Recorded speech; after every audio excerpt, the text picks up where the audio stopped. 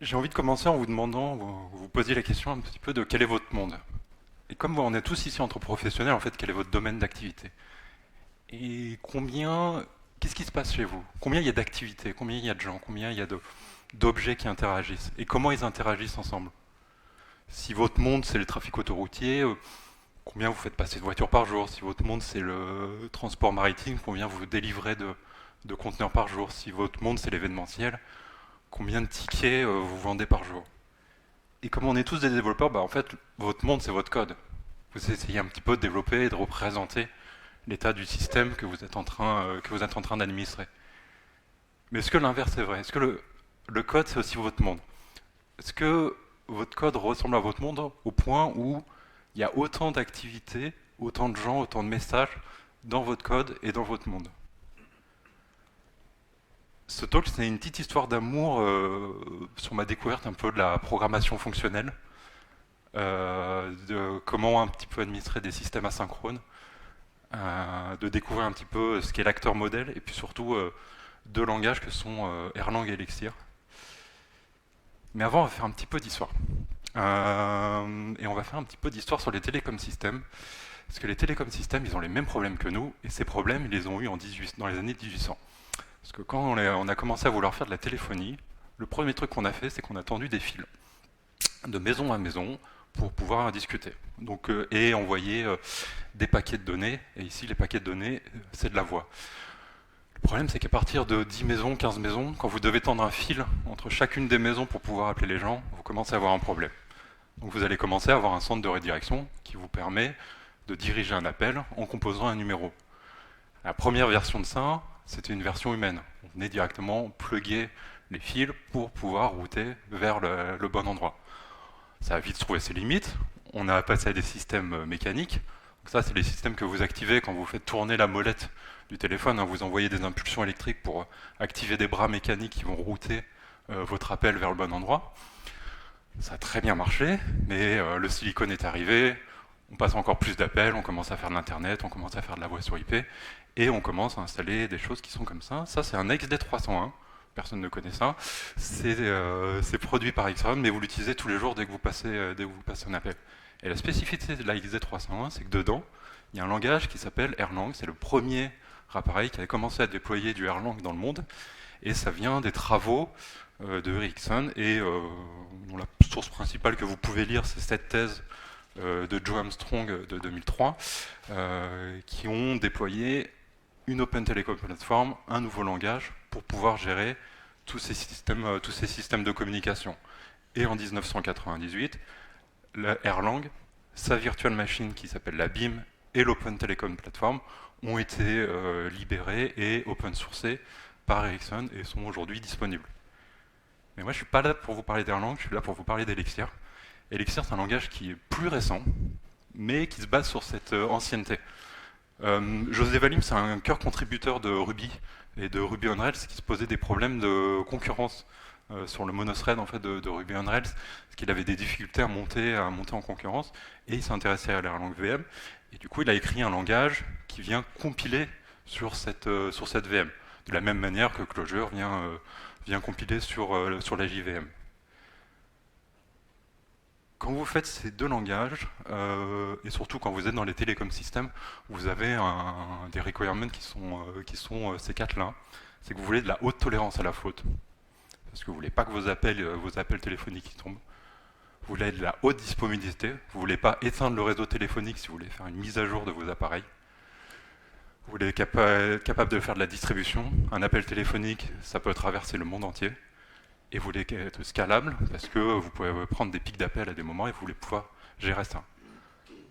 Ces quatre problèmes-là, c'est les problèmes qu'on se pose aujourd'hui dans le développement web, et c'est des problématiques qu'on avait déjà dans les années 80. Et peut-être qu'en fait, vous êtes en train de construire des télécoms systèmes. Et si vous êtes en train de construire des télécoms systèmes, vous avez un problème de concurrence. Si vous vous améliorez sur la capacité à faire de la concurrence, vous améliorez sur la capacité à faire de la tolérance à la faute, de la scalabilité, de la distribution. Et si vous voulez faire de la concurrence, vous avez deux grandes stratégies. Si deux activités doivent échanger de la data, soit vous partagez de la mémoire, soit vous échangez des messages. L'approche d'Erlang et Elixir, et si vous retenez qu'une seule chose aujourd'hui, c'est ça, c'est impossible. vous ne faites que du message passing, vous ne pouvez faire que du message passing. Et en fait, vous commencez à faire ce qui s'appelle du concurrented oriented programming, qui, on peut en débattre 6 heures, est peut-être plus proche de l'oriented object programming que n'est l'oriented object programming. Et si vous voulez faire ça, vous avez besoin de quelques propriétés. C'est que le langage vous donne à disposition des process. Pas des OS process, pas des OS threads. Vous pouvez, dans le langage, dans votre VM, créer des process. Ces process, ils sont isolés. C'est-à-dire que vous avez la garantie, et j'insiste sur le mot garantie, que si un process fail dans votre système, aucun autre process ne sera impacté. Chaque process a sa propre identité. C'est-à-dire que si vous connaissez le nom, vous pouvez lui envoyer le nom d'un process, vous pouvez lui envoyer des messages. Chaque process a son état privé, c'est-à-dire qu'aucun autre process peut accéder à l'état des process dans votre système. Toute l'interaction se fait par message passing. Et une dernière propriété, les process peuvent détecter les failures, les échecs d'autres processus. Et avec ça, vous pouvez créer un système qui est extrêmement résilient. Je vais prendre juste une phrase de la thèse de Johansson qui est qu'une architecture, c'est une manière de penser le monde. Et quand on fait du Erlang Elixir, en fait, on fait ça avec l'architecture de l'acteur modèle, où on arrive à modéliser le monde avec plein de process, plein de petites machines qui arrivent à discuter ensemble de manière résiliente, en collaboration. Et ça matche vachement bien avec comment le monde interagit, parce qu'en fait, on est un ensemble de systèmes asynchrones qui discutons par message, en fait. Et vous pouvez commencer à programmer en observant le monde réel. Vous identifiez toutes les activités, vous identifiez tous les channels de communication entre ces activités, vous identifiez tous les messages qui vont être transmis sur ces channels, et vous les codez un pour un par rapport à ce qui est dans le monde. Je m'appelle Maxime Janvier, je suis là pour vous parler d'Elixir, une potion pour mixer concurrence et complexité en temps réel. Moi, je suis développeur n'importe quoi. J'ai longtemps bossé dans une startup qui s'appelle Lance Energy Storage, où je faisais de l'IoT, des systèmes de stockage d'énergie, du suivi énergétique, du Linky, des choses, de l'autoconsommation sur panneaux solaires. Et aujourd'hui, je suis développeur à Hewlett Packard Enterprise et à Tonet pour faire du déploiement sur un produit dashboard, pour faire du déploiement de réseaux 5G privés sur des sites industriels. La chose qui lie ces deux boulots, c'est que dans les deux, j'ai fait du Elixir et que j'ai déployé des systèmes cloud et IoT là-dessus. D'autres produits qui utilisent Erlang Elixir, en technique, certains connaissent Rayak, je pense que vous connaissez plus RabbitMQ, vous administrez un cluster Erlang si vous faites ça. Et dans des produits grand public, vous pouvez vous dire qu'en fait, vous utilisez du Erlang et du Elixir plus que dans les grands systèmes télécoms, etc., ou quand vous passez des appels. En fait, je pense qu'on a tous envoyé des messages WhatsApp aujourd'hui. Vous êtes en train de parler avec un grand cluster Erlang. Je pense que beaucoup d'entre vous échangent aussi sur Discord. Vous êtes en train de discuter avec un cluster Elixir. Je vais diviser la présentation dans ces deux grandes catégories. On va voir comment écrire un cœur fonctionnel, comment écrire de la concurrence, et on va essayer de construire une app avec ça. Il nous reste 30 minutes, ça va aller vite. Oubliez la syntaxe, ne retenez que les concepts. Et sinon, profitez du son image. Mais voilà, je suis là pour vous donner la motivation d'en faire, pas vous apprendre exactement comment faire, mais je vous donne toutes les clés pour qu'on réussisse à construire une app. Et je vous spoil, l'app qu'on va faire, c'est un jeu de Conway over-engineered, où il y aura beaucoup trop de process par rapport à ce qu'on est supposé faire. Ok, on fait un cœur fonctionnel. On oublie la notion de process, etc. Déjà, comment on crée le cœur de notre système. Elixir, si vous retenez qu'une chose, c'est un langage qui est fonctionnel. Alors avant, il y avait écrit ici Dynamically Type, c'est toujours vrai. Il commence à être Gradually Type parce qu'on commence à introduire un type system. Et les gens aiment bien ça, moi j'aime pas ça, mais les gens aiment bien ça. Retenez surtout, la donnée est immutable et les fonctions sont pures, mais surtout la donnée est immutable. Vous avez des types basiques, hein, vous avez les entiers, les floats, la null value, le true, le false. Les atomes, c'est des strings qui valent elles-mêmes, donc c'est hyper optimisé. Les tuples, les listes, les maps, les dictionnaires et les strings. Tout votre code, vous l'écrivez dans des modules. Donc vous définissez comme ça des def modules. Si vous voulez définir des objets pour décrire un petit peu votre monde, en fait on définit ce qu'on appelle des structures qu'on écrit dans un module, donc ça fait un def struct comme ça. Donc, par exemple là ici on a un item qui a un titre et un prix, et ensuite vous pouvez créer votre item, là par exemple un item qui vaut Apple avec le prix 14, et vous pouvez classiquement accéder à toutes les propriétés de votre objet. Vous écrivez des fonctions aussi dans le module directement. Parce que, donc par exemple, si on veut calculer ici la surface d'un rectangle, vous pouvez avoir area, et donc je peux en définir plusieurs. Je peux définir plusieurs fonctions, définitions d'une même fonction, et surtout ça, c'est deux fonctions différentes, parce que c'est deux fonctions qui ont une arité différente, qui est un mot compliqué pour dire qu'elles n'ont pas le même nombre d'arguments. Donc là, en fait, on parle de deux fonctions, et surtout, vous pouvez surimpressionner vos fonctions, et en écrire plusieurs définitions. Donc, basiquement, on commence à voir ça. On a une fonction, on fait rentrer quelque chose, on fait sortir quelque chose. Et du coup, vous pouvez commencer à builder ce qui s'appelle des pipelines, parce que si vous voulez, quelle syntaxe est la plus évidente? Est-ce que si on donne vert et bleu à H, et le résultat de ça, on le passe à G, on lui donne jaune aussi, on lui donne le résultat de F et rouge, je pense que c'est plus simple de l'écrire comme ça, dire que vert, on le donne à H comme son premier argument, et on lui donne bleu, et puis le résultat de ça, on le passe à G, et puis on le passe à F. Ce qui fait que dans votre langage, vous pouvez commencer à écrire des choses comme ça. Ça, j'arrive pas à vous le décrire, j'arrive pas à vous dire ce que ça fait. Par contre, si je vous l'écris dans cette version-là, j'arrive à vous dire que c'est la liste des nombres de 1 à n. Vous filtrez tous les nombres impairs, vous les élevez au carré et vous en faites la somme. Donc vous pouvez commencer à décrire facilement le comportement d'un objet, d'un truc, parce que vous pipez des fonctions, vous pipez des comportements, et comme vos fonctions sont pures, vous arrivez facilement à le faire parce que vous n'avez jamais d'effet de bord d'autres fonctions qui peuvent venir écrire dans la mémoire. Donc vous pouvez commencer à voir ça. Vous commencez à piper, vous avez des pipes, vous les assemblez, ça se passe bien parce que toutes les signatures se pipent ensemble et ça se passe bien. Et autre effet cool, vous pouvez commencer à faire du pattern matching. Parce que en fait, le égal, c'est pas un égal. C'est pas un égal au sens où vous l'entendez, au sens où j'assigne de la mémoire et cet objet, je l'assigne à cette variable. Tout ce qu'on fait quand on fait égal dans le langage, c'est qu'on vérifie que la forme de droite vaut la forme de gauche. En tout cas, match en partie la forme de gauche. Donc si vous n'avez pas les mêmes formes des deux côtés, tout ce que vous allez vous récupérer, c'est une erreur. Par exemple, si dans un tuple, je vérifie que sa forme c'est OK comme premier élément, puis une valeur B, puis une valeur C, et que je lui donne ici OK de 3, il va me dire, on passe à la suite de l'exécution, c'est pour ça qu'il me renvoie le OK de 3, et IEX, ça c'est le terminal. On voit qu'on a matché, pas assigné, mais matché B, la valeur 2 à B, et la valeur 3 à C. Par contre, si de l'autre côté vous avez une forme qui ne matche pas, ici parce qu'on a nope à la place de OK, ce qu'on va récupérer c'est une match error. Donc vous ne continuez pas l'exécution de votre programme. On peut matcher sur plein de choses, par exemple vous pouvez dépiler des listes comme ça pour faire après des trucs récursifs. En fonctionnel on aime bien le récursif. Mais ici vous récupérez, en faisant ça, vous récupérez le premier élément de la liste et la taille de la liste.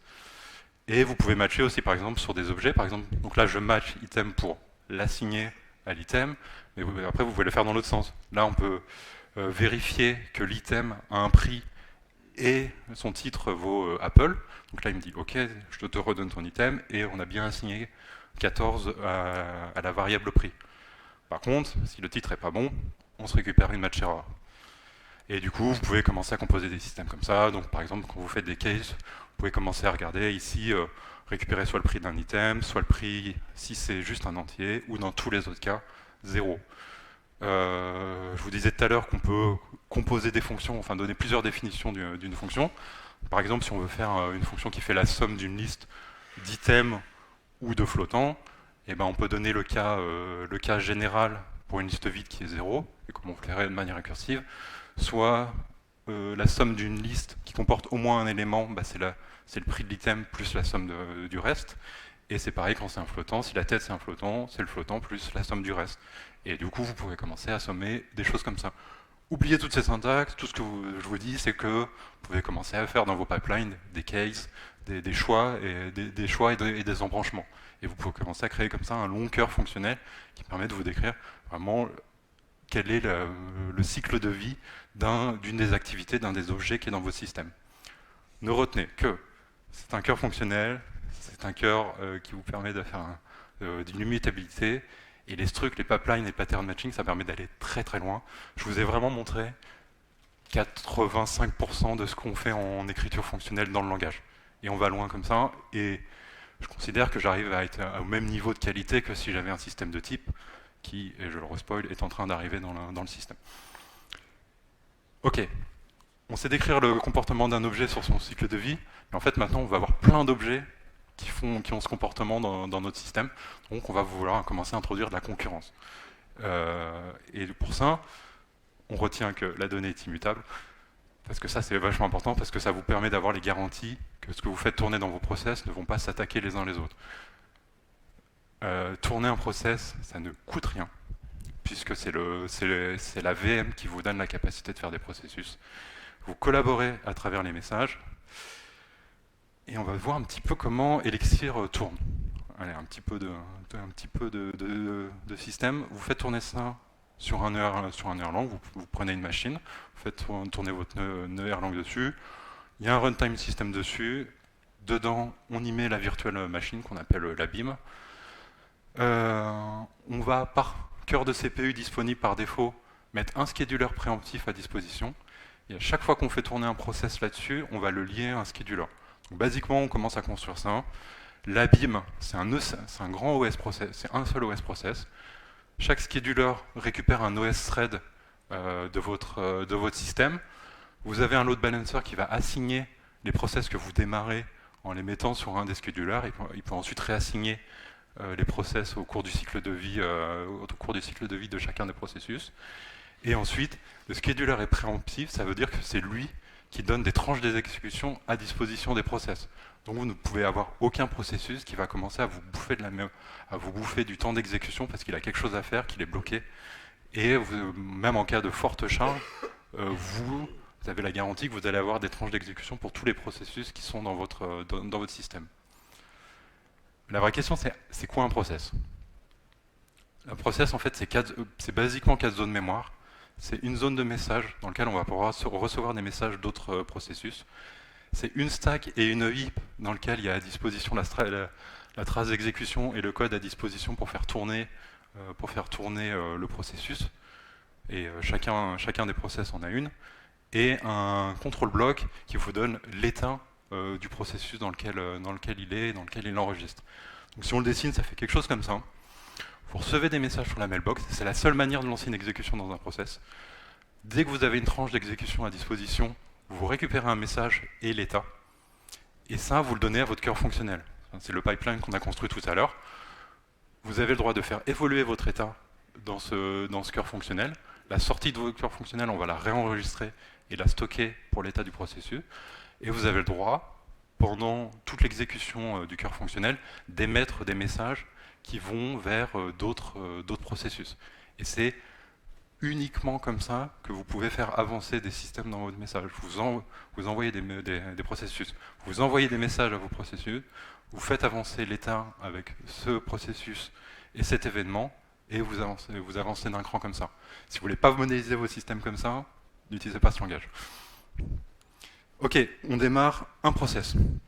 Un process, c'est la fonction spawn, vous lui donnez une fonction à exécuter. En fait, on n'a jamais d'objet, on donne que des fonctions pures à exécuter qui sont composées, donc en fait, on spawn une fonction. Ici, on va lui dire, bah, affiche-moi sur la console une cellule, et donc on va récupérer sur la console une cellule, et puis on a le résultat qui est un PID. Donc chaque process récupère un PID qui l'identifie uniquement dans le système. Donc avec ça, je peux lui parler.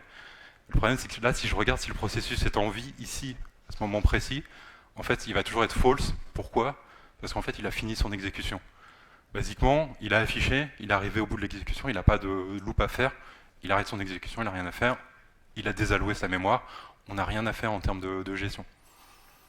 Donc si vous voulez commencer à avoir un process infini, ce que vous allez commencer à faire, c'est d'avoir une boucle, d'avoir quelque chose de récursif, d'être toujours en attente de messages. Donc si vous lancez une fonction, il y a ce mot-clé receive, receive 12, ce que vous allez faire, c'est que vous allez pattern matcher sur les messages que vous vous attendez de recevoir. Vous pouvez faire plusieurs choix en fonction du message que vous recevez. Donc ici par exemple, soit stop, soit n'importe quel autre message. Donc là, ce qu'on va se dire, c'est que si stop, on arrive à stop, on sort, on arrête l'exécution du programme de manière normale, ou sinon, on affiche un message. Et surtout, on re-rentre dans la loupe. Donc ce qui va faire qu'on va revenir sur le receive, qui est un appel qui est bloquant, pour venir dépiler le prochain message qui est à disposition dans la queue. Et donc avec ça, et vous pouvez parler ensuite avec un process avec send. Donc, si vous spawnez un process, on va lui lancer une loop où il va compter de 10 à 1, et on lui envoie ABC puis stop. Et ben, Donc on récupère le PID et ensuite avec le send PID on envoie le message. Il va se passer ça. On commence à 10 à l'éteint, on lui envoie 1, il affiche A et 10, 9, 8, son état descend, on descend encore d'un cran, on affiche le 8, et quand on reçoit le stop, on arrête le processus. Donc là, vous pouvez avoir des longues livres processus, et ça, vous pouvez faire tourner le processus comme ça pendant des minutes, des heures, des jours, des mois, sans aucun souci. Si vous voulez démarrer 1000 processus, c'est la même chose. Bon, la boucle à 0, elle s'arrête. On va juste faire un processus qui, quand il reçoit tick, se renvoie à lui-même une tick. Donc ce que vous pouvez faire un self-collaborating process, c'est un process qui collabore avec lui-même, il s'envoie des messages à lui-même, donc il se donne du travail à faire, un petit peu une sorte de to-do list, où vous envoyez des emails à vous-même.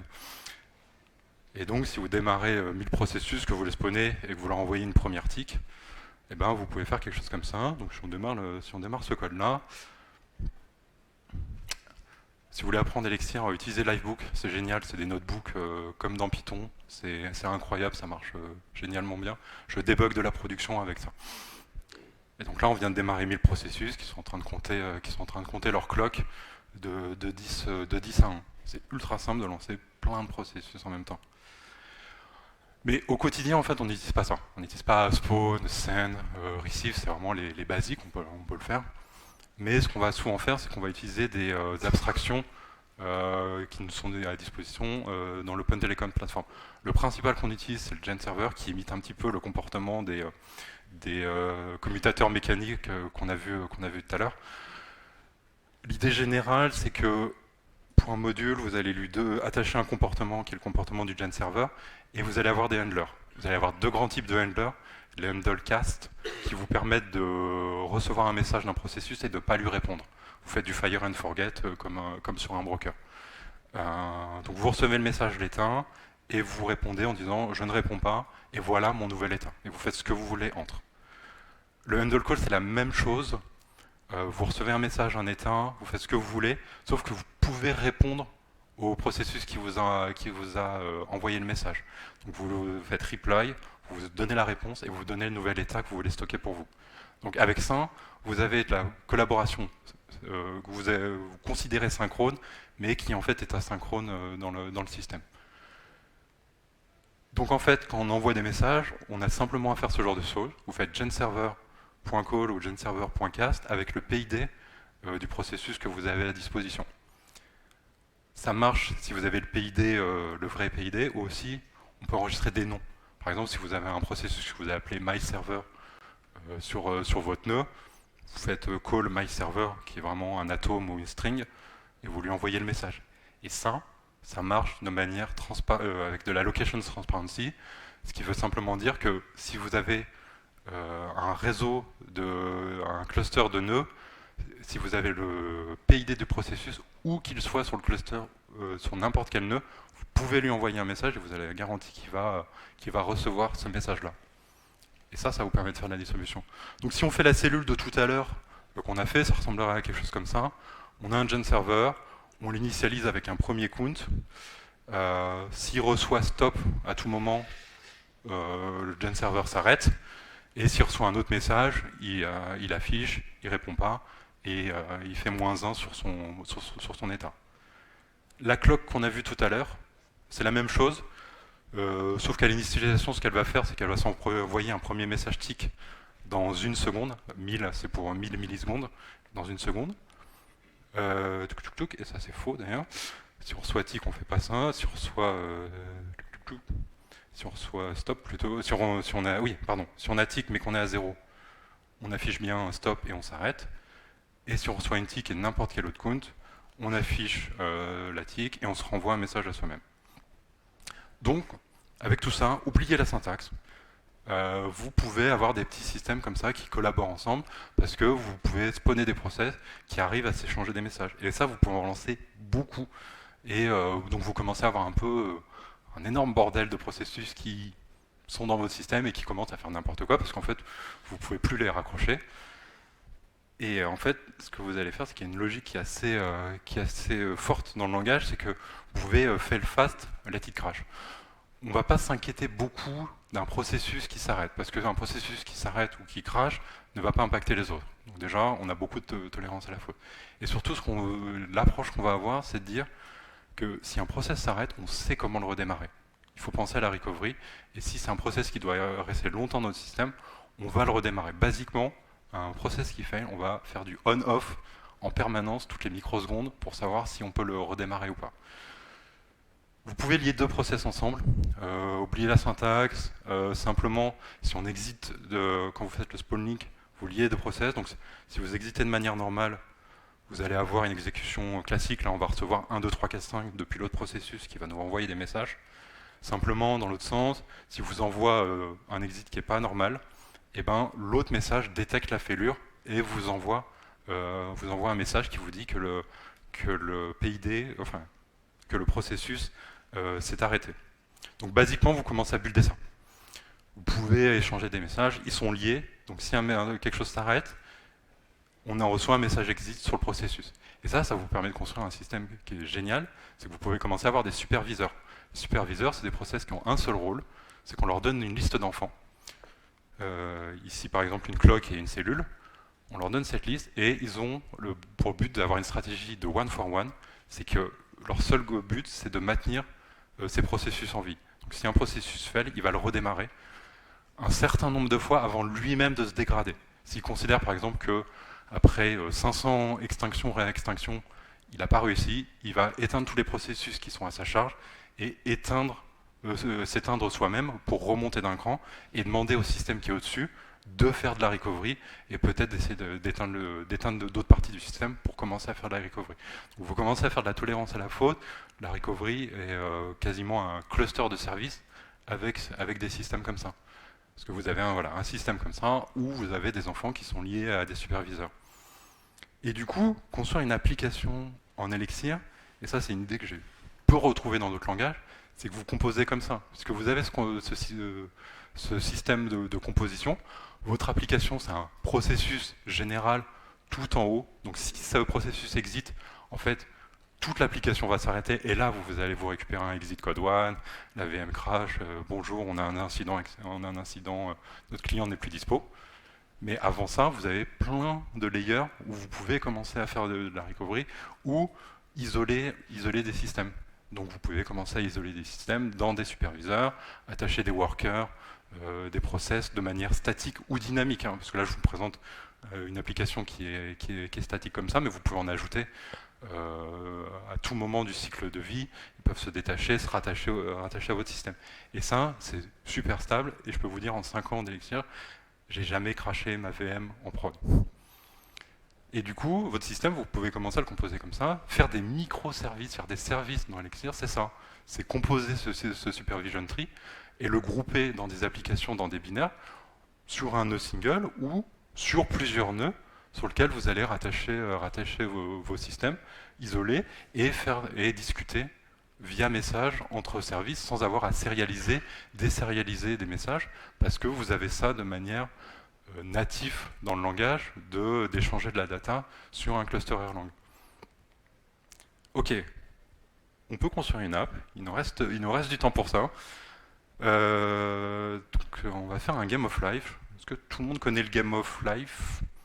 Ouais, donc c'est un système cellulaire très simple où il y a une règle, chaque cellule a des règles de proximité avec ses voisins pour avancer. Donc il y a une clock qui fait avancer ça, donc, et à chaque tic de la clock, on va calculer la proximité et faire évoluer le système. Et donc on peut commencer à composer des systèmes assez complexes.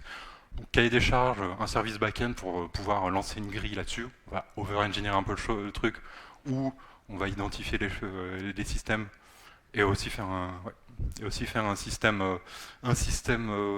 service web en face de ça pour pouvoir le montrer sur une page web. Donc un service back-end, un service web. On essaye de programmer en observant le monde réel. Donc on identifie toutes les activités, on identifie tous les channels, tous les messages et on le code. Si on identifie un petit peu toutes les activités qu'il y a dans une grille, si on zoome un petit peu sur la grille, il y a deux choses. Une clock et une cellule. On a commencé un petit peu à les construire déjà. On a une clock qui va faire avancer notre système. La clock, toutes les secondes, en fait, elle va envoyer deux messages, un tick et une toc, à nos systèmes. Et ce que vont faire les systèmes, c'est que chaque process connaît l'état d'une cellule, et à chaque fois qu'elle reçoit tick, elle va, en fonction de son état, envoyer un message à ses 8 voisines, donc en haut, en bas et sur les côtés. En envoyant, quand on reçoit ping, on compte le nombre, ça nous permet de compter le nombre de voisins qu'on a, ce qui fait qu'à la prochaine, sur le message TOC, on peut calculer notre nouvel état. Si on est allumé, qu'on a trop de voisins, on s'éteint. Si on a trop de voisins, on s'éteint. Si on n'a pas assez de voisins, on s'éteint, etc. Donc comme ça, on va coder le comportement de la clock, de la cellule de manière unitaire, et ensuite, on peut spawner autant de process qu'on veut pour avoir une grille complète qui va interagir. On supervise tout ça. Un monde, ça peut être un superviseur dans lequel on a tous nos systèmes. Comme ça, si on a une cellule qui fail dans notre système, on la redémarre tout simplement. Ou si la clock fail, on la redémarre. Et on va composer ça dans notre application. Donc une application, le backend service dans lequel on peut venir spawner plein de mondes qui, eux, vont venir spawner tous les enfants. Donc une clock et n cellules à chaque fois. Comme on a besoin devant d'un service web, un petit peu d'interactivité pour voir les grilles, on va monter un web service dans le même binaire, dans lequel, alors, on pourrait en parler très longtemps, mais j'ai un talk là-dessus, de Phoenix, qui est le framework web. Donc ce qu'on va faire, c'est qu'on a un endpoint qui est à disposition. Ce que vous retenez, c'est quand on ouvre une page web, ce qu'on fait, c'est qu'on ouvre un process aussi, ce qu'on appelle une live view, qui peut interagir avec les autres process du système, et qui va s'occuper de render du HTML pour le client. Et l'autre système, c'est un pub sub sur lequel on va pouvoir récupérer l'état, les changements d'état du monde, les changements d'état de la grille qui vont être publiés sur un topic à disposition sur le pub sub avec le world 2 points, l'identifiant du monde sur lequel on est en train d'interagir. Si on construit ça, on a un backend service, tous nos messages, la tick, la toc, le ping, et l'état des systèmes on et off. On compose notre cellule. Une cellule, c'est dans un monde, c'est à une position x, y dans le temps, c'est en vie, et ça a un certain nombre de voisins. Et on l'initialise avec cet état. On se donne juste deux petites fonctions, une pour broadcaster, donc ça permet d'envoyer le message sur le pub sub pour aller vers le web service, et la fonction cast pour envoyer un message à son voisin. Avec à l'identifiant du monde et à la position XY. Donc, quand vous recevez la cellule, quand elle reçoit le message tick, ce qu'elle va faire, c'est dire si je suis en vie, je vais envoyer un message en haut, en bas, sur les côtés, sur ces 8 voisines, et on fait avancer le temps, on le met le temps à t. Si on reçoit un ping d'une voisine, on peut compter, dire j'ai une voisine de plus. Et quand on reçoit le deuxième message TOC, on peut commencer, c'est là où il y a le plus de logique. Calculer si on est encore en vie. Si on est encore en vie et qu'on a deux voisins, on reste en vie. Dans tous les cas, si on a trois voisins, on reste en vie. Et dans tous les autres cas, on n'est plus en vie. Et du coup, si jamais on a un changement d'état, qu'on est passé de false à true ou de true à false, on va en profiter pour broadcaster sur le pub sub un message pour que ça soit disponible pour le système, pour la live view en face. Et on fait évoluer notre système parce qu'on remet le nombre de voisins à 0 et on met notre nouveau statut si on est en vie ou pas. Ok. Il nous reste la clock. La clock, elle est plus simple. Elle continue à faire son tick et à s'envoyer son message de tick toutes les secondes. Et toutes les secondes, ce qu'elle va faire, c'est qu'elle va venir broadcaster le tick 500 millisecondes plus tard la toc. Et ça, vous le faites en dispatchant un message pour chacune des cellules qui est disponible dans votre monde. On a passé le plus dur. Le monde, on oublie la syntaxe, c'est un superviseur, on lui donne la liste, le nombre de colonnes et de lignes qu'on veut, et on démarre tous les enfants à disposition. Le backend service, c'est vraiment que ça. C'est un dynamique superviseur parce qu'on ne connaît pas la liste des mondes qu'on veut lancer au démarrage. Donc on pourra attacher un monde facilement à ce service-là. Donc on a fini le backend service, et quand je dis qu'on a fini, on a vraiment fini, il n'y a pas de code de plus que ça. Le web service, pour le résumer, la live view en face, elle va ressembler à ça. Ça fonctionne comme un gen server dans l'idée, sauf qu'il y a d'autres fonctions attachées. C'est une live view, on le monte. Donc ça, c'est quand on ouvre la page, pour la première fois. Et ce qu'on va faire, c'est qu'on va tout de suite souscrire sur le PubSub pour recevoir les changements d'état.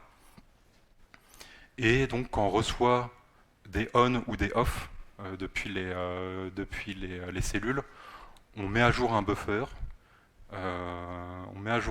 Sur notre système.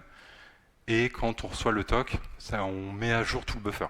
On va venir mettre dans la grille toutes les nouvelles cellules à mettre à jour, ce qui fait qu'on a un rendu toutes les secondes plutôt qu'à chaque fois qu'on reçoit un message d'une cellule qui dit on ou off. Le HTML ressemble à ça, un peu de templating, on loupe sur un petit peu de tailwind, on loupe sur la grille, la colonne, on affiche ou pas la cellule, pas de JavaScript. Notre web service, c'est ça, démarrer un PubSub Phoenix, vous n'avez qu'à écrire cette ligne, on démarre notre endpoint sur lequel on pourra attacher nos live views, et ensuite on peut écrire notre application, on vient y inclure 2 services dedans, et on fait une release. Donc on définit une nouvelle application Game of Life à la version, et on met notre application dedans. Donc on a composé ça, l'application, le back-end, le monde des superviseurs, les cellules, les clocks, le PubSub, le endpoint. Vous faites mix dep.get, mix release. Vous avez un binaire. Alors, si vous voulez jouer pendant la journée, vous pouvez aller sur cette adresse. Il est à disposition. Mais vous commencez à voir ça. Donc là, on est sur un ERLang. Donc on l'a un peu buffé. On a 8 CPU, 34 Go de mémoire à disposition. Donc on va démarrer une première grille à 64 par 64, donc vous avez 4000 cellules. Donc voilà, donc là vous avez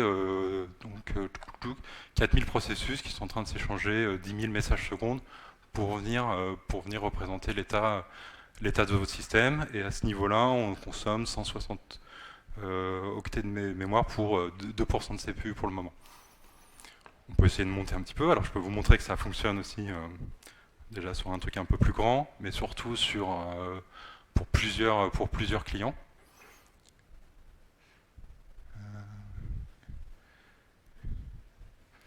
Donc une grille de 128, donc ça vous fait 16 000 processus. Donc on a un monde qui vient de s'afficher de manière en ligne.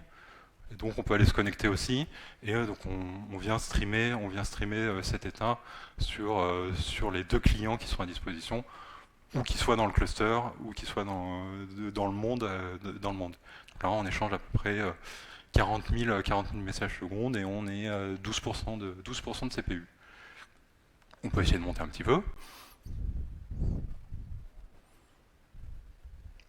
Donc là, on arrive à 100 000 cellules. Je vous le laisse à la vitesse réelle, hein, donc, parce que là, on est en train de démarrer les processus derrière. Donc là, ça va commencer à prendre un peu plus de temps.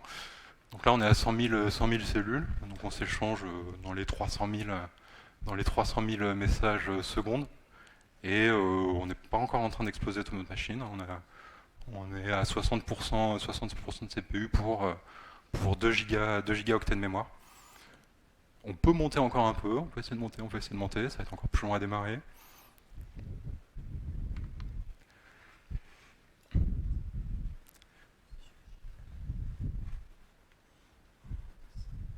Et je vous le laisse à vitesse réelle.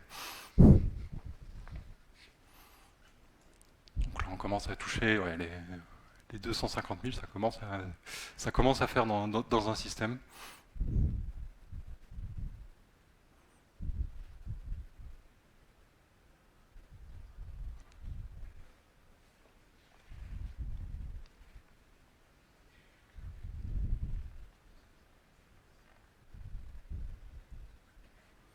Ok. Et donc là, on est à 1 million, 2 millions de messages. Alors là, on commence à faire crasher Firefox, parce que là, ça fait beaucoup de choses à rendre dans le DOM, donc le rendu commence à ralentir en fait par rapport à la vitesse réelle du système.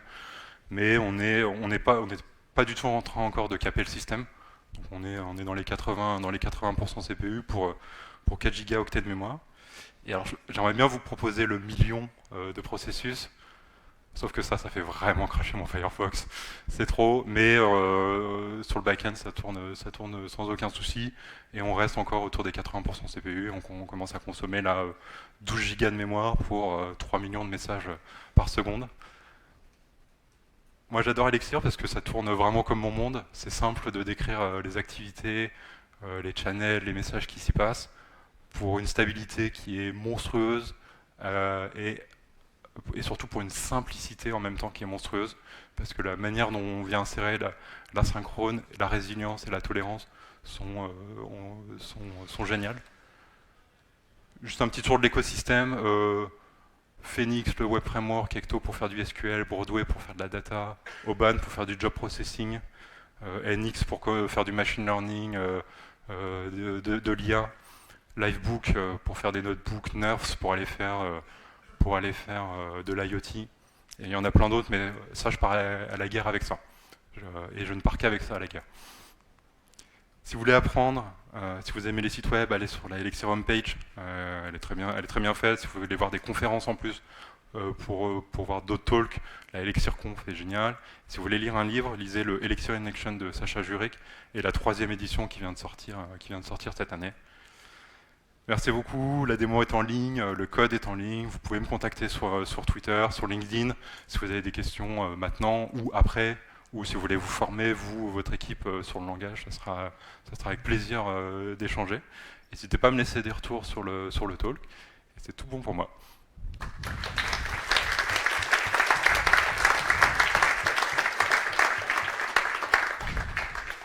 Il nous reste 3 minutes de questions. Il y a des questions ? S'il n'y a pas de questions, j'ai une vidéo.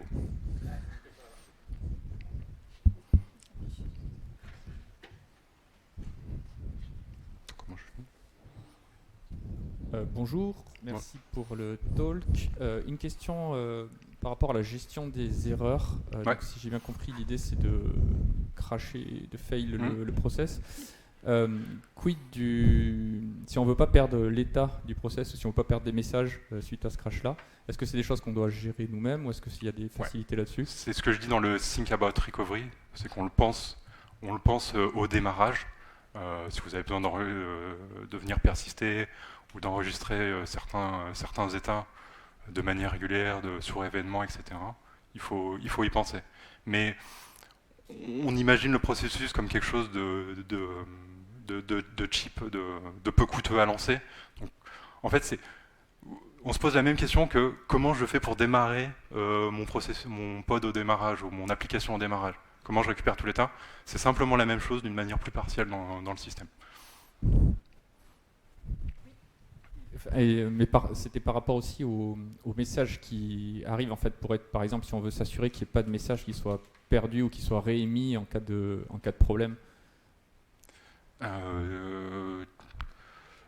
Il faut le penser comme ça. Vous allez perdre les derniers messages qui sont à dispo dans votre queue. Merci. D'autres questions ?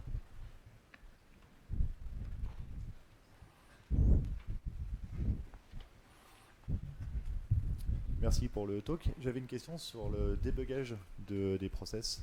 Comment ça se passe? Parce que du coup, on a des milliers de process qui s'échangent des messages, mais on fait comment pour savoir ce qui déconne? Donc la question, comment on débug des process? Je vais vous story time. Une fois, deux services Elixir, on s'est DDoS nous-mêmes, parce qu'on avait un service IoT qui s'est mis à surpublier des messages vers notre application web. Alors, on n'a pas craché notre VM parce qu'en fait, on est passé à 99% de ressources CPU, mais on n'utilisait pas le dernier pourcent, la VM ne crachait pas. L'application web continue à fonctionner, et du coup, dans ce genre de cas-là, ce qu'on fait, c'est qu'on se connecte en remote, en fait. Dans le binaire, il y a une notion de remote, on vient ouvrir une console interactive, on peut tout à fait aller dedans, et en fait, comme la console est un process, et ben en fait, on peut venir échanger des messages avec n'importe quoi, leur demander, et même recompiler du code. Vous donnez du code dans cette console-là, vous forcez la recompilation, et du coup, les processus vont récupérer le nouveau code, parce que ce langage-là a du hot code reloading à disposition. Parce que dans les années 70, il fallait pouvoir changer ce système à 100% de uptime sans avoir un Kubernetes, un Docker, etc. Donc en fait, les processus ont 2 zones mémoire à disposition et on peut venir swapper la IP et la stack pour venir changer le code sans arrêter les processus. Et j'ai déjà fait ça en prod, de hotfixer dans la console et ensuite de committer le hotfix plus tard.